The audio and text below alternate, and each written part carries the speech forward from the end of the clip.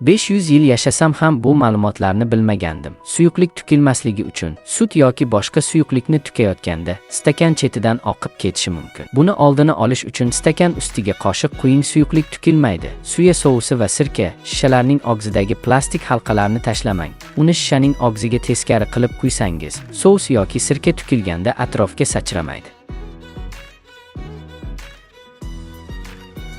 Limonni qullarni iflos qilmasdan siqish. Limonni pichoq bilan teshib, ichiga qoshiq yoki tayoqcha tiqing va aylantiring. Shunda qullaringiz iflos bo'lmaydi va limon yaxshi siqiladi. Guruch yoki unni tukishni osonlashtirish. Shishaning og'zini mahsulot ustiga quying. Shunda nazorat qilib tukishingiz mumkin. Ustiga qopqoq yopib, chang va namlikdan saqlang. Jaketdagi tuklarni yo'qotish. Agar yuvishdan keyin jaketingizdagi tuklar tushib ketsa, soch quritish fenidan foydalaning va jaketni osib, fen bilan urib chiqaring. Bakavoyga suv tegmasligi uchun.